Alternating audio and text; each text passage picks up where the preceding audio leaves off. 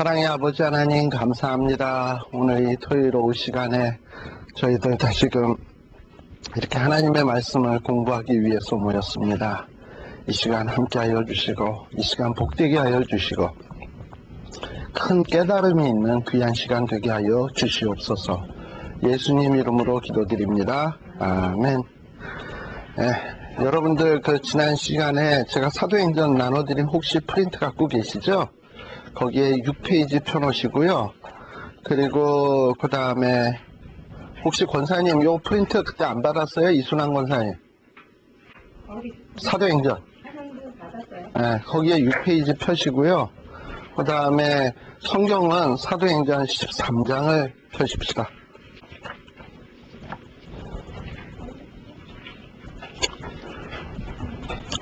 지난 시간에 우리 사도행전의 1차 전도 여행을 좀 하다가 중간에 마치었습니다.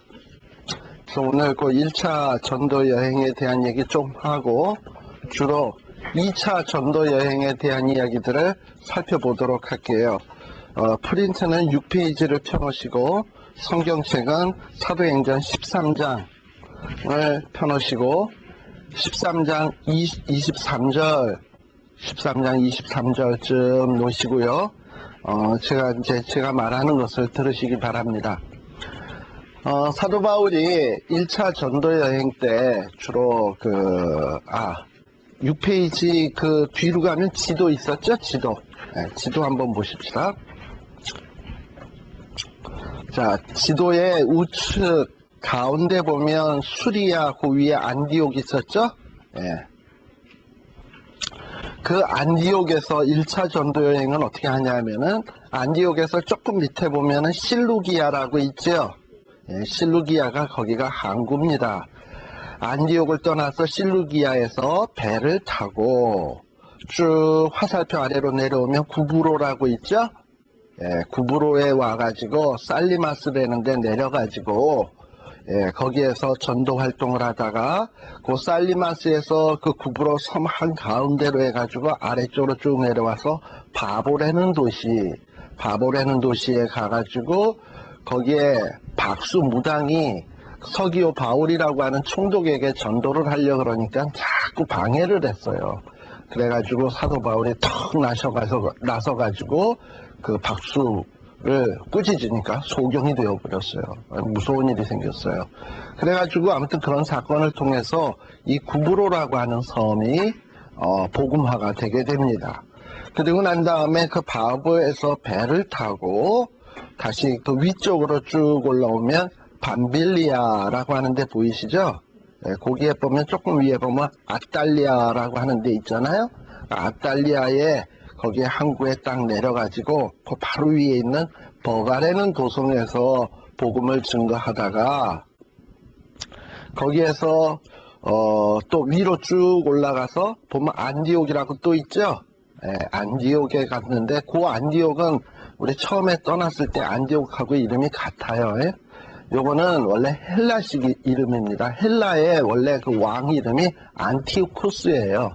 근데 안티오쿠스인데 그 이름을 뽐따 가지고 안디옥이라고 하는 도시들이 세워졌어요. 그래서 여기 지금 두 번째 나오는 안디옥을 보통 뭐라 그러냐면 비시디아 안디옥이다라고 이야기를 합니다.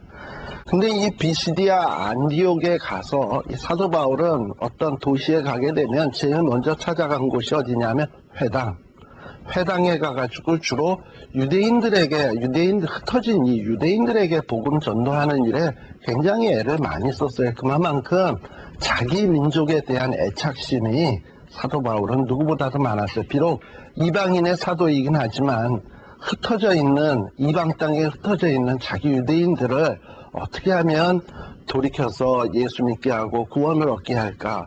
여기에 대해서 굉장히 애를 썼던 게 사도 바울입니다. 그러다 보니 이 비시디아 안디옥에서 회당에서 설교를 하다 보니까 그 대상이 누구냐면 설교를 듣는 대상이 유대인들이 되는 거예요.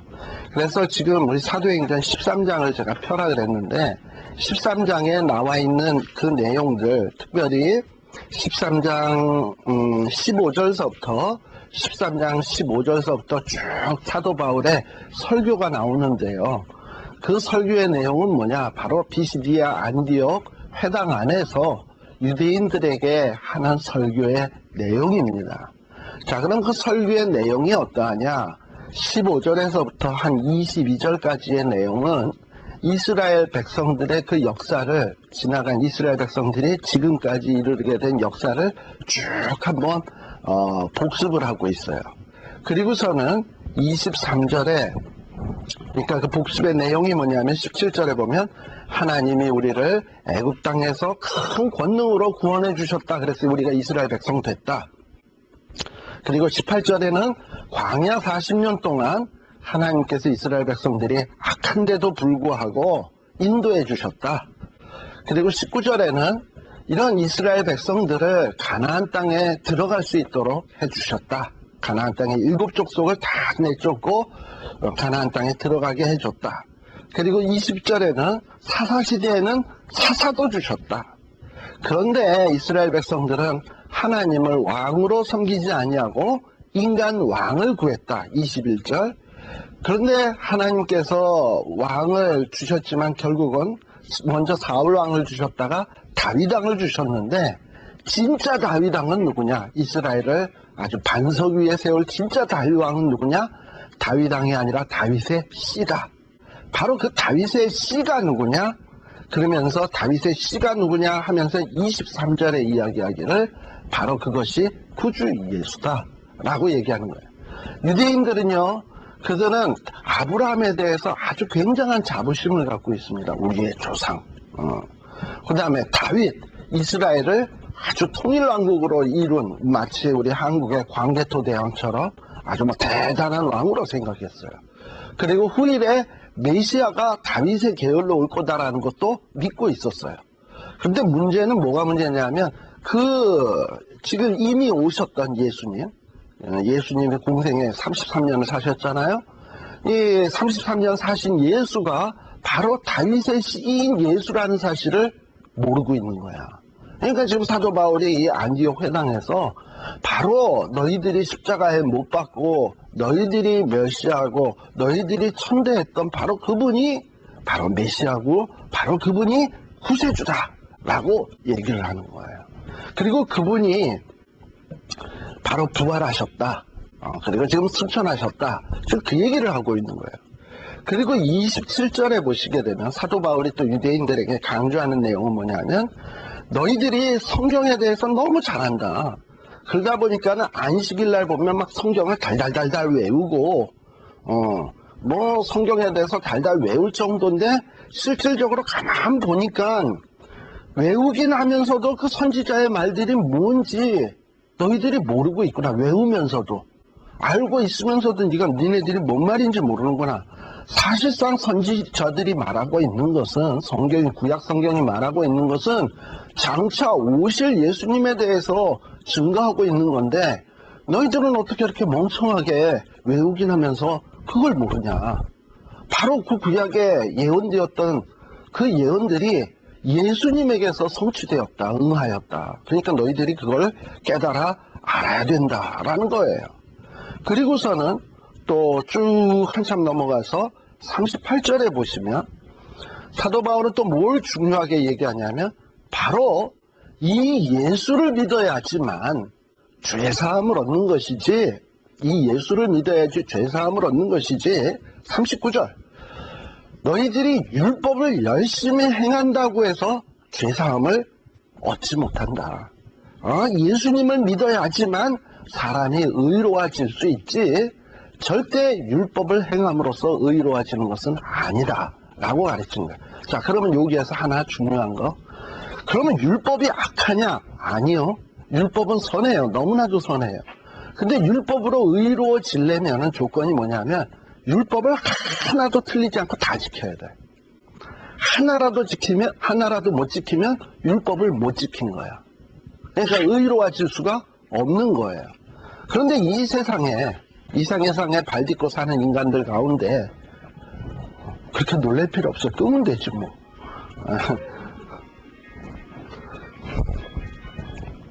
이 세상에 발 딛고 사는 인간 가운데 율법을 100이면 100% 다 지킬 수 있는 사람이 있냐 하면 그런 사람이 하나도 없어요. 그래서 성경은 이렇게 얘기하는 거예요. 모든 사람이 죄를 범하였음에 하나님의 영광에 이르지 못한다. 물론 율법이 지켜야 될 게 100가지라고 가정한다면 어떤 사람은 한 90가지는 지킨 사람이 있을 거고, 저같이 조금 이렇게 민한 사람은 한 6, 70가지 지켰을 거고, 또 어떤 사람 그거보다 못한 사람이 있을 거고. 그런데요, 못 지키긴 마찬가지다. 그래가지고는 의로워지는 게 아니다 이거예요. 그러면 어떻게 해야 의로워지냐? 100%를 다 지키신 분이 한 분 딱 계시는데 바로 그분이 예수님이에요. 그리고 그분이 날 위해서 하나도 율법을 못 지킨 날 위해서 대신 지켜주시고 대신 죽었어. 따라서 내가 그 예수님을 믿으면 하나님이 나를 100% 지킨 것으로 인정해 준다는 거예요. 그럼 내 죄를 사해 주신다는 거예요. 그래서 우리가 의롭다 함을 얻는 거지, 사실 실질적으로 의로워지는 건 아니야. 의롭다 함, 의롭다 칭함을 얻는 거라 이 말이야. 그러니까 의롭다고 인정해 주는 거예요. 사실은 안 의로워. 그러니까 의롭다 칭해 줌을 받는 거예요. 그래서 우리는 사망에 이르지 않는다. 지금 사도 바울이 이 얘기를 하는 거예요. 너희들이 율법 다 지킬 수 있냐? 없잖아. 그러니까 우리가 율법으로는 의로워질 수가 없어. 그런데 어떻게 하면 의로워지냐? 바로 그 예수님을 믿을 때에 비로소 의롭다 함을 얻는다라고 이렇게 지금 가르치고 있는 거예요. 그래서 이렇게 회당 안에서 어떻게 해야 우리가 구원을 받을 수 있는지, 죄사함을 얻을 수 있는지, 의로워질 수 있는지를 사도 바울이 피를 토하는 심정으로 지금 설교하고 있는 거예요. 여러분들 아시다시피 사도 바울은 어떤 사람이냐면 바리새인 중에 바리새인이요, 유대인 중에 유대인이요, 율법으로는 박사 그 정도 되는 사람이고 대단한 사람이에요. 아마 유대인들 가운데서 사도 바울만큼 의롭게 산 사람이 없을 거예요. 거의 사도 바울은 율법이 아까 100가지라면 한 98가지는 지킨 사람일 거야. 한 두어 가지가 모자라고. 다른 사람은 유대인 중에 좀 훌륭하다 하는 사람은 한 90가지는 지켰을 거야. 예. 그러니까 바울하고는 사실 게임이 안 돼요. 그런데 이런 바울도 로마서 같은 데 보면 뭐라고 얘기하냐? 내 속에 두 가지가 있는데, 두 가지 법이 있는데, 하나는 하나님의 법을 섬기고 하나는 육신의 법, 죄의 법을 섬기노라. 그런데 이 두 가지가 날마다 싸우고 있는데 가만 보니까 나는 맨날 이 죄의 법에 져가지고 죄의 그 법 아래로 사로잡혀가는 것을 보는도다. 그러니까 자기 마음은 하나님의 법을 지키고 싶은데 그게 마음대로 안 된다 이 말이에요. 그리고 맨날 죄를 짓더라 이 말이에요. 그래가지고 사도 바울이 뭐라 그랬냐면, 오호라 나는 곤고한 사람이로다. 누가 이 사망의 몸에서 나를 건져내려 하면서 막 절규를 했던 사람이에요.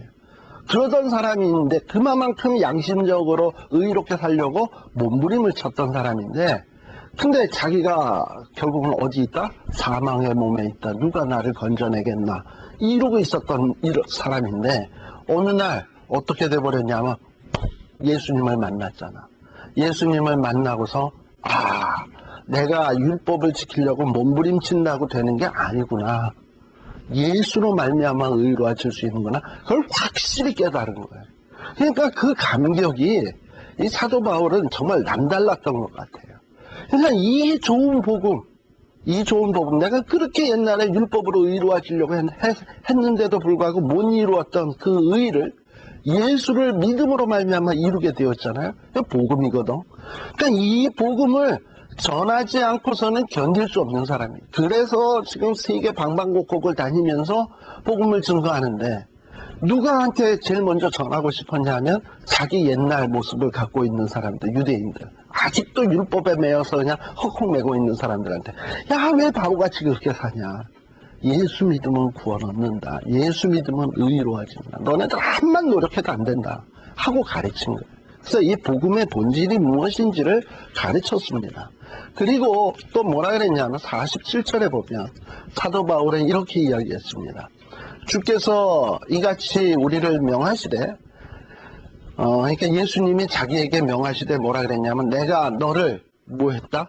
이방의 빛을 삼아 너로 땅끝까지 구원하게 하리라 하셨느니라. 사도 바울이 그 기쁨을 팍 느끼니까, 그래, 너 이 기쁜 소식을 너만 갖지 말고 너는 특별히 이방인들에게 가서 그 복음을 증거해라. 예수님에게 명령을 받았기 때문에 자기가 지금 이 배를 타고 구브로에서 또 배를 타고 아달리아에서 버가에서 그리고서 버가에서 또 쫓겨나가지고 지금 비시디아 안디옥에 와서 비시디아 안디옥 회당 안에서 내가 지금 이렇게 복음을 증거하고 있는 거다 라고 지금 얘기하고 있는 겁니다. 이렇게 하면서 여러분들 그 지도에도 보시다시피 거기 버가, 루스드라, 안디옥 해서 남북으로 쭉 나 있잖아요. 아달리아, 버가, 루스드라, 안디옥. 근데 그 지방이 어떤 지방이냐면 갈라디아 지방이에요. 갈라디아 지방. 바로 이 갈라디아 지방에 있는 도시들이 바로 루스드라, 안디옥, 버가. 이런 도시가 갈라디아입니다. 그래서 성경에서, 신약 성경에서 사도 바울이 쓴 편지 가운데 갈라디아서가 있잖아요. 바로 이 갈라디아서는 어디에 보낸 편지냐? 바로 이렇게 루스드라나 안디옥이나 버가에 있는 자기가 1차 전도 여행 때 전도했던 사람들에게 쓰는 편지가 바로 이 갈라디아서가 되는 거예요. 그래서 이 갈라디아에 있는 사람들이 받았던 복음의 내용이 뭐냐? 아, 율법으로는 우리가 절대로 의로워질 수가 없구나. 우리가 의로워지려면 예수를 믿음으로 의로워지고 예수를 믿음으로 구원에 이르는구나 하는 것을 배웠거든요. 근데 그로부터 얼마 시간이 지나지 않아서 사도 바울이 이제 전도 여행을 마치고 끝난 다음에 이 갈라디아의 이 유대인들 사도라 자칭하는 이 거짓 교회 지도자들 있잖아요. 유대교 지도자들이 가만히 이 루스드라의 이 갈라디아 지역에 들어와서 무슨 소리냐, 어떻게 행함이 없이 행동이 없이 어떻게 의로워질 수 있느냐, 말도 안 되는 거다. 이러고서는 막 사람들한테 겁주고 공갈치고 이래가지고 사람들이 그런가? 행해야 되나? 이러고서 사람들이 예수 믿으면 구원받는다라는 그 믿음이 흔들흔들거리기 시작하고 막 불안 속에서 신앙생활들을 하기 시작한 거예요. 그래서 그게 너무 속상해가지고 나중에 사도 바울이 갈라디아 지방에 있는 사람들에게 편지를 쓴 것이 바로 갈라디아서입니다. 자, 그래서 이렇게 비시디아 안디옥에서 이 복음을 전하고 있는데 어떤 일이 벌어지게 되느냐? 50절.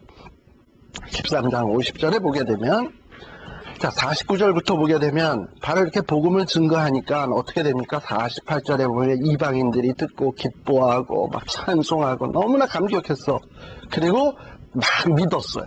그리고 49절에 보니까 주의 말씀이 그 비시디아 안디옥 지방 근처로 쭉쭉쭉쭉쭉 퍼져나가기 시작을 했어요.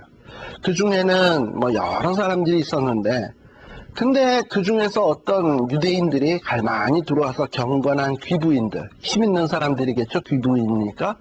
귀부인들, 그 성내의 유력자들, 힘 있는 사람들을 선동을 해가지고 사도 바울을 핍박하는 거예요. 그래가지고 바울이 거기에서 쫓겨남을 당하게 되었습니다. 근데 이 쫓겨나는 모습을 보세요. 사도 바울이 티끌을 떨어버리고 이고니온으로 가거든. 자, 쫓겨나면 기뻐요? 안 기뻐요? 그런데 52절 다 같이 시작. 쫓겨나는데도 기쁨으로 쫓겨나고 있어요. 왜 기쁘냐? 복음을 증거한다는 게 기쁜 거예요. 환난을 당해도 기쁘고 힘들어도 기쁜 거예요. 이게 복음 전도자의 발길입니다. 그래가지고 이 비시디아 안디옥을 떠나서 어디로 가느냐? 이고니온이라는 곳으로 가게 돼요. 이고니온. 여러분들 한번 지도 한번 볼래요? 자, 안디옥에서 라이턴 우회전을 딱 하면 옆에 보면 이고니온이라고 되어 있죠. 갑바도기아라고 되어 있는 지역에 보면, 그죠? 바로 그 이고니온으로 갔어요. 그래서 이고니온에도 어디로 들어갔습니까? 사도 바울이? 두 사도가 함께 어디에 들어가? 유대인의 회당에 들어가서 또 말씀을 증거하는 거예요. 그랬더니 유대 사람도 믿고 헬라 사람도 믿고 다 이러고서는 예수님을 믿게 돼요. 그런데 4절에 보니까 그 성내 무리가 나뉘어지게 됐습니다. 믿는 사람도 있고 또 유대인들을 쫓는 사람도 있고 사도를 쫓는 사람도 있고 그래요. 그런데 이렇게 유대인을 쫓는 자들이 사도 바울을 막 미워해가지고 5절에 보니까 어떻게 했다? 돌로 치려고 덤벼들었어요. 참 이거 아이러니하죠. 예전에는 사도 바울이 스데반 집사를 돌로 쳤는데 이제는 복음 때문에 사도 바울이 이리저리 돌아다니면서 돌에 맞는 신세가 돼버렸어. 그렇게 됐어요. 그래서 아무튼 사도 바울이 돌로 치려고 달려드니까 어떻게 합니까? 도망을 쳐가지고 어디로 갔냐? 두 성 루스드라와 더베와 그 근방으로 갔어요. 루스드라가 어딘가 또 보세요. 이고니온 바로 그 밑에 보면 루스드라 있죠? 루스드라로 갔다가 또 루스드라에서 또 어디로 갔다? 더베로 갔다가 또 더베에서 또 어디로 갔다고 돼 있냐면은 나중에 또 보면 자 근데 루스드라에서 생긴 일을 봅시다.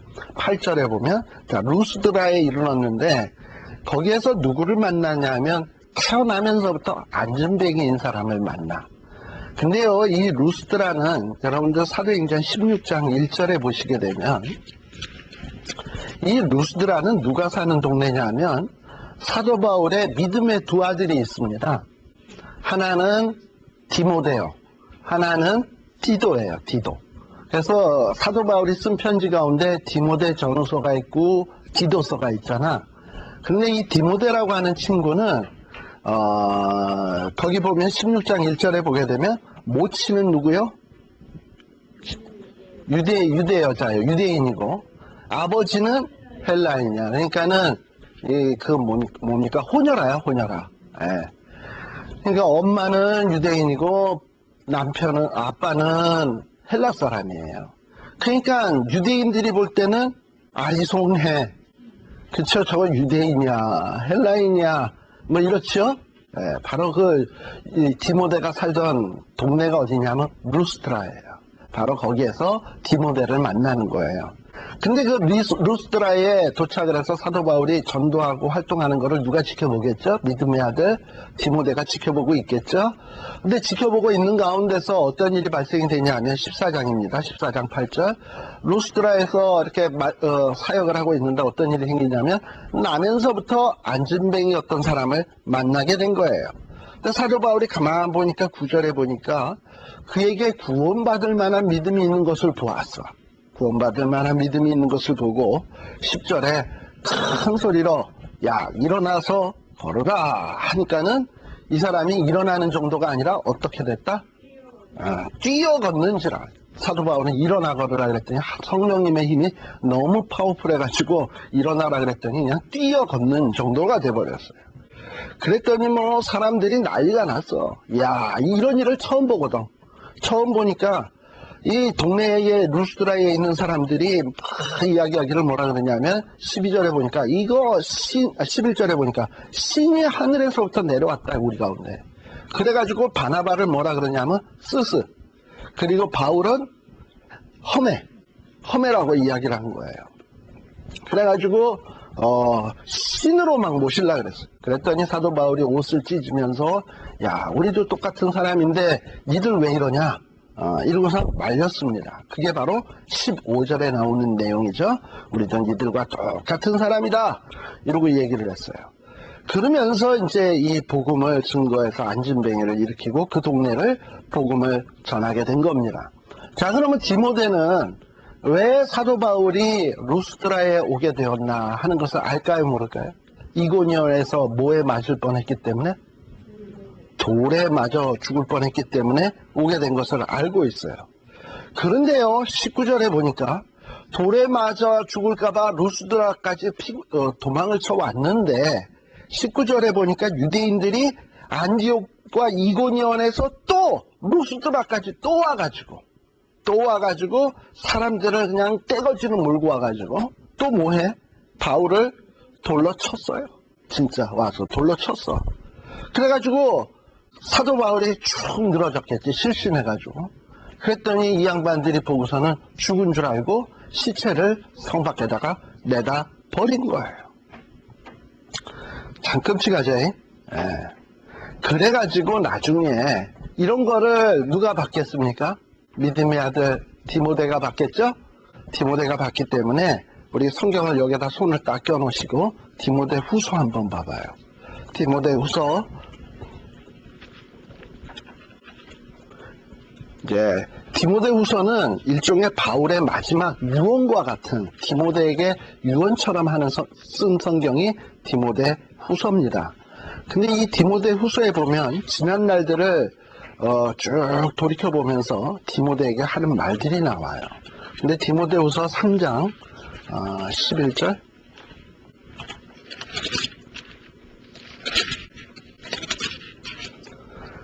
3장 11절에 보면 자 거기 10절부터 봅시다. 다 같이 읽어봅시다. 10절 11절 나의 교훈과 행실과 의향과 믿음과 오래 참음과 사랑과 인내와 핍박과 고난과 또한 안디옥과 이고니온과 루스드라에서 당한 일과 어떠한 핍박받은 것을 내가 과연 보고 알았거니와 주께서 이 모든 것 가운데서 나를 건지셨느니라. 이해가 되십니까? 요 구절을 딱 보니까 만일에 이런 사도행전의 배경을 모르고 이 구절을 딱 읽는다 그러면 웬 도시가 이렇게 많이 나와? 전혀 감도 안 잡히고 뭔 얘기인지 그냥 휙 넘어가겠죠? 그러나 이제는 좀 감이 딱 오죠? 10절에 보니까 뭐라고 얘기합니까? 사도 바울의 오래 참음. 돌에 맞으면서도 아마 스데반처럼 이런 기도했을까 하나님 앞에. 저들이 지금 나를 돌로 치나 저들이 하는 일을 알지 못하나이다. 저들을 용서해 주옵소서 하는 이런 사랑의 모습도 있었을 거고 또 짱돌에 맞으면서 아프지만 참았을 것이고 그리고 또 핍박, 고난 그리고 실질적으로 안디옥과 이고니온과 루스드라에서는 정말 아주 피눈물 나는 고생을 했거든요. 근데 이걸 누가 다 아냐면 디모데가 다 알아. 야, 너 그거 다 알잖아. 바로 그런데 하나님이 이 모든 것 가운데서 나를 그래도 죽이지 않고 살려두지 않았냐. 이게 복음 전도자의 가는 길이다야 하고서는 디모데에게 유언적으로 이야기하고 있는 겁니다. 그러니까 이 디모데서에 나오는 내용이 탁 눈에 들어오시죠? 바로 이 디모데의 고향이 어디? 루스드라. 루스드라예요. 자, 그럼 다시 14장으로 돌아옵니다. 자, 이렇게 해서 이 루스드라에서 이렇게 성 밖에 죽은 줄 알고 내쳐졌어요. 그런데 아마도 하나님께서 사도 바울을 숨이 떨어지게 하지 아니하고 일으켜 주신 것 같아.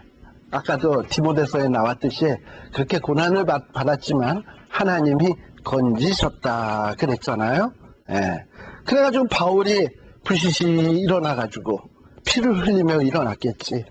그리고 그 다음날 그렇게 돌에 맞아놓고서도 이튿날 바나바와 함께 어디로 갔다? 더베로 갔다가 또 더베로 갔다가 복음을 그 더베 성에다가 많이 전도하고 그리고 더베에서부터 이제 어떻게 됩니까? 더베에서 다시금 이제 루스드라가 좀 조용해진 것 같으니까 루스드라로 돌아왔다가 다시 이고니온으로 돌아왔다 왔던 길을 되돌아오는 거예요. 안디옥으로 돌아왔다가 지도 한번 보세요. 자, 루스드라, 이고니온에서 루스드라 갔었죠. 그래서 더베에 갔었죠. 그래가지고 그 더베에서 다시 돌아옵니다. 백해서 돌아오고 또 루스드라로 돌아오고 안디옥으로 돌아오고 안디옥에서 다시 버가로 돌아오고 이러고서는 돌아오면서 뭔 얘기를 하는 거냐면 22절에 보니까 돌아오면서 성경 14장 22절 돌아오면서 그러니까 루스드라, 이고니온, 안디옥에서 예수 믿는 사람들은 이미 사도 바울이 당한 일을 다 알고 있죠. 다 알고 있는 사람들에게 와서 이렇게 얘기하는 거예요. 22절에 보면 그 예수 믿고 사도 바울이 당한 일을 다 아는 사람에게 봐라. 내가 짱돌에 맞았는데도 하나님이 나 이렇게 고쳐주셨으니까 걱정 마라. 마음을 굳게 해라. 그리고 너희도 뭐 이렇게 환난이 있다고 해서 주눅들거나 겁먹거나 이러지 말고 믿음에 거하고 그리고 우리가 하나님의 나라에 들어가려면 나도 당했지만 우리는 많은 환난이 있어야 된다. 그러니까 견뎌라 하고서는 이러면서 자기가 들렸던 지역의 사람들을 권면하면서 힘을 주면서 돌아오는 거예요. 사실 사도 바울이 돌에 맞아서 쫓겨나고 이랬을 때 이고니온이나 루스드라나 이런 데 있는 사람들은 어땠겠습니까? 자기네 지도자가 없어져 버렸으니까, 그것도 돌에 맞아서. 그럼 이쪽 다음에 차례 누구야? 자기네 아닙니까? 그러니까 야, 이거 우리도 죽었구나, 뭐 이런 생각이 들지 모르는데, 근데 사도 바울이 돌아오면서 다시 한번 이렇게 권면을 해주니까 힘이 나겠습니까? 안 나겠습니까? 나죠. 내가 나중에 이 사도행전에 대한 어떤 이 비디오 테이프 있어요. 그 성지순례 갔다 온 사람들. 근데 이 갈라디아 지역 있잖아요. 지금 얘기하는 이고니온, 안디옥 이런 데 지역에 가보면 산이 있는데 그 산 안에 동굴들이 있어. 동굴들이 뭐 얼마나 긴지 몰라. 예. 그 동굴 안에 길이가 200마일 정도 된대. 동굴의 길이가. 그 꼬불꼬불한 길이가. 근데 그 200마일 안에 그 개미굴 같은 그 굴 속에서 유대인들이, 지금 예수 믿은 사람들이, 갈라디아 지역에 유대인들이 자꾸 핍박하고 로마 사람들이 핍박하니까 그 동굴 속에 숨어든 거예요, 다. 그래가지고 동굴 속에서 예배 보고. 그리고 동굴을 아주 개미굴처럼 봐가지고 누가 쳐들어오잖아? 그럼 여기로 싹 도망가 버리면 그냥 몇 갈래로 길이 나 있기 때문에 개미굴처럼 잡을 수가 없어. 그러니까 아무튼 그런 데서 두더지처럼 자그마치 몇 년 동안 이 사람들이 신앙생활을 하냐 300년. 예수 믿는 사람들이 300년을, 그러니까 대대손손을 그렇게 사는 거예요. 그러니까 그렇게 굴 속에서 예배 보고, 그럼 나와서는 이제 음식하면, 뭐 나올 때는 여기 그리스도인이라고 맞박에 써 있는 거 아니니까. 예. 그리고서는 그 안에 숨어들고 그리고 잡으러 온다는 정보 들면 동굴로 튀고, 뭐 이런 식으로 생활을 하기를 그렇게 보냈어요. 그러니, 근데 그건 또 약과야. 로마 쪽에는 나중에 이제 올해 2차, 3차 전도여행은 안 갔지만 로마 지역에서는 카타콤이라고 있잖아요. 그건 무덤이야, 무덤. 지하 무덤. 무덤 속에서 그렇게 또 300년들을 보내. 근데 이 사람들이 300년을 보내면서 마음속에 간직하고 있는 것은 무엇이냐? 사도 바울의 마음. 야, 우리가 하나님의 나라에 들어가려면 많은 환난을 겪어야 할지니라. 그러나 우리가 이 환난이 끝나면 우리에게는 뭐가 있다? 하나님의 나라가 있다 라는 것을 믿으면서 이 사람들은 참고 견디면서 예수님은 오신다, 마라나다. 예수님 오신다는 거예요. 예수의 옷이 없어서라는 말이 마라나다입니다. 마라나다. 인사하면서 서로 권면하고 격려하면서 신앙생활했던 거예요. 바로 이런 신앙생활의 씨앗을 누가 던져준 거냐 하면 지금 사도 바울이 갈라디아 지역에서 복음을 전도해 준 겁니다. 그렇게 해서 이 사도 바울이 자기의 지나간 핍박받았던 도성을 지나면서 사람들이 낙심됐을까봐 그들을 다시 한번 믿음을 다독여주면서 다시 왔던 길을 되돌아서 전하고, 그리고 25절에 보니까 버가에서 마지막으로 전하고 또 다시 아탈리아로 내려가가지고 아탈리아에서 배를 타고 이 가이사라로 안디옥으로 돌아오게 되는 거예요. 한번 여러분들 지도를 한번 봅시다.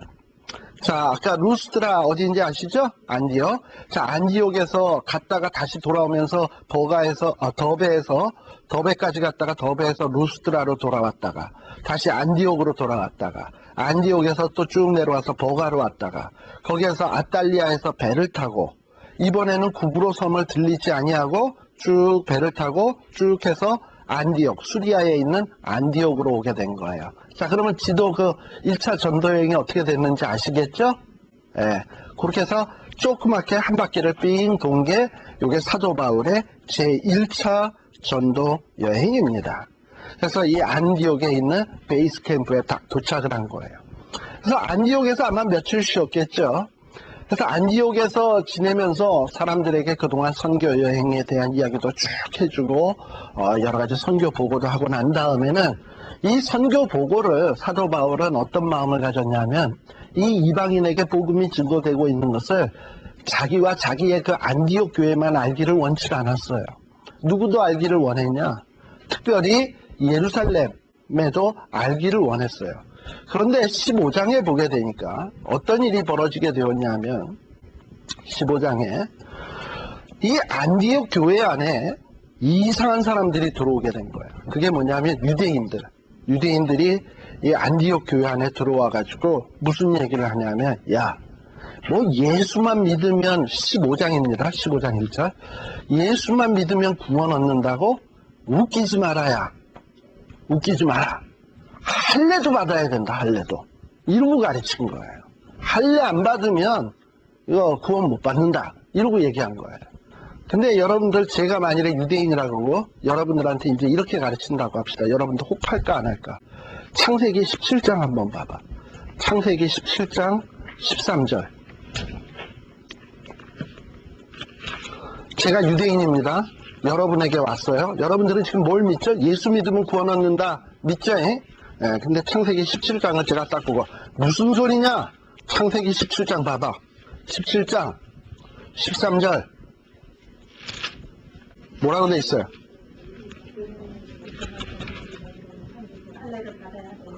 자, 거기에 보면 17장 13절에 보면, 너희 집에서 난 자든지 너희가 돈으로 산 자든지 누구든지 뭘 받아야 된다? 할례를 받아야 된다. 이는 내 언약이 너희 살에 있어 영원한 언약이 되려니와, 특별히 14절, 할례를 받지 아니하는 남자 곧 양피를 베지 아니하는 자는 어떻게 된다? 끊어진다.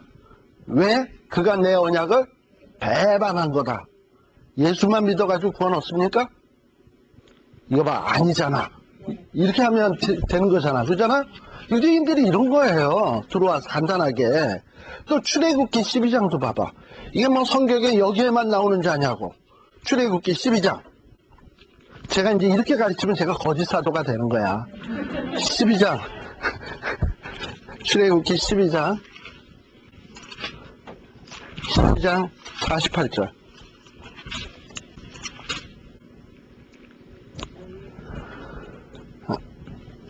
자, 거기에 보면 12장 48절 다 같이 시작.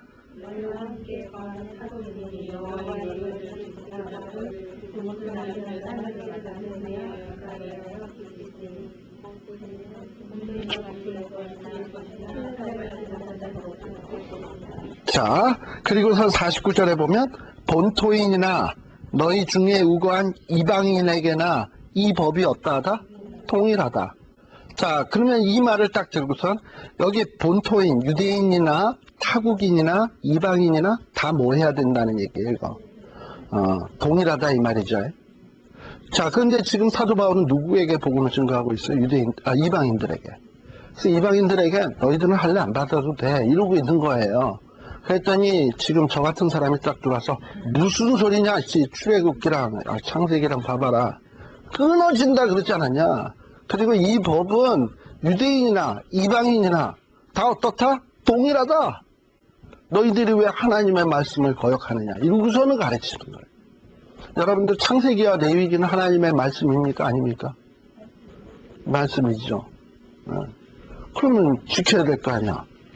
그러다 보니까 당연히 어떤 문제가 발생이 되었냐 하면은 15장에 보니까 15장 2절 사도행전으로 돌아왔어요. 사도행전에 막 이렇게 유대인들이 들어와서 막 이렇게 가르치는 거야. 뭐 창세기 말씀 들먹이면서 출애굽기 말씀 들먹이면서 막 이렇게 가르치니까 2절에 보니까 바울과 누구 사이? 바울과 바나바는 한 편이에요. 그리고 저희는 누구냐면 유대인들. 이 둘 사이에 적지 아니한 다툼과 변론이 일어난 거야. 야, 이 창세기를 그러면 넌 어떻게 해석할 거야? 출애굽기는 어떻게 해석할 거야? 그렇게 동일하다 그랬는데, 니들 뭐야? 이러고서 이제. 그랬더니 또 사도 바울과 바나바는 아니야. 이러고서는 또 막 박박 우기고. 이러고서 막 지금 막 변론이 일어난 거예요. 변론이 일어나니까 어떻게 됩니까? 답이 생겨, 안 생겨? 답이 안 나와, 이런 경우에는 답이 안 나와. 그래, 답이 안 나와가지고 어떻게 했냐면은, 우리가 이럴 게 아니라, 그러면은, 우리가 예루살렘에 있는 사도들에게 가서 물어보자. 예루살렘에 있는 사도들에게, 장로들에게 가서 물어보자. 그래서 대표단을 파송하자. 그래서 대표단으로 누가 뽑히냐면, 하나는 바울과 바나바, 편, 그 다음에 한쪽은 저 유대인들의 편. 이런 편 해가지고, 이 두 팀이, 예루살렘으로 파송을 받는 거예요. 그래서 예루살렘에 내려가서 제자들과 장로들에게 물어봅니다. 우리에게 이런 문제가 생겼는데 당신네들이 좀 답을 내려주쇼 하고서는 이제 보고를 하게 되는 거예요. 그래가지고 4절에 보니까 이 예루살렘에 간 이 대표단이 가서 다 설명을 했죠. 모든 일을 말했다 그랬어요. 그랬더니 그 중에서 또 예루살렘 안에서도 문제가 생겼어요. 바리새파 중에 믿는 어떤 사람이 일어나서 이방인에게 할례 주고 모세의 율법을 지키라 명하는 것이 뭐하다? 마땅하다. 그러니까 할례 받아야 된다 하는 사람도 있었고, 그래서 막 이러면서 막 의견이 분분한 거야. 그래서 6절에 보니까 마지막으로 사도와 장로들이 이 의의를 의논하기 위해서 모였습니다. 그래서 많은 논쟁이 있었어. 7절에 보니까. 그랬더니 베드로가 탁 일어나가지고 베드로가 뭐라고 얘기하냐면, 야, 니들도 알지만은 하나님께서 이방인들로 내 입에서 복음의 말씀을 들어 믿게 하시려고 나를 택했다. 여러분들 기억나시죠? 사도 바울이 이방인의 사도지만 진짜 제일 먼저 이방인에게 복음을 증거한 사람은 누구였다고? 베드로. 가이사라 빌립보의 로마 사람 고넬료에게 복음을 증거했잖아. 오히려 사도 바울이 가서 증거했다면 이거는 지금 사도 바울은 이방인 편이니까 말빨이 안 설 거예요. 권위도 없고.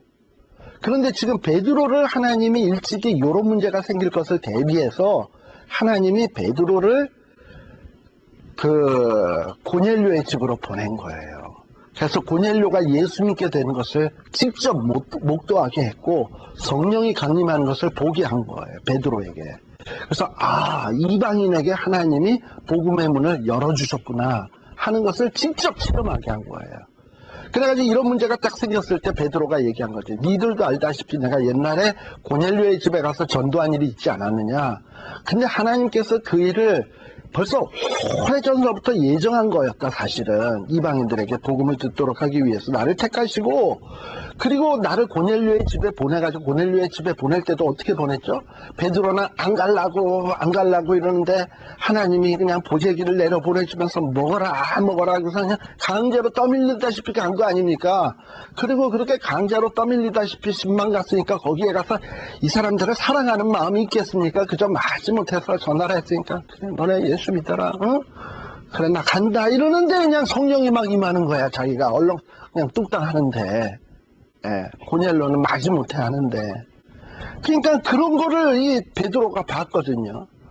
봐가지고 내가 그때 그 이방인들에게 갔는데 그들에게도 하나님이 성령을 주셨다야. 8절에 보니까 성령을 주셨다. 그리고 하나님께서 그때 걔네들이 할례를 받았기 때문에 성령을 준 게 아니라, 고넬료가 할례 받았습니까 그때? 뭐 때문에 걔네들이 성령이 임했냐 하면 9절 다 같이 시작. 그러니까 고넬료가 할례를 받았기 때문에 성령님이 임하고 복음이 임하고 구원받은 게 아니라, 고넬료가 보니까 믿었기 때문에 하나님이 성령 주셨고 그에게 은혜 주셨더라. 그러니 구원 얻는 조건은 율법이나 할례가 아니다. 그저 믿음이다. 내가 봤다. 이방인들에게. 이 이방인들에게는 우리가 그들에게는 단순히 믿음만으로서 구원 얻는 것을 인정해 줘야 된다. 우리는 전통적으로 유대인이니까 이 할례가 하나의 관습이 됐으니까 행하는 건 뭐 우리는 전통적으로 한다 하지만 그게 구원의 조건은 아니다. 그러니까 그런 거를 이방인에게까지 강요할 수는 없는 거다. 그리고 구원 얻는 것은 믿음으로 얻는 거다. 그러면서 10절에 하는 얘기가 그거예요. 우리 조상과 우리도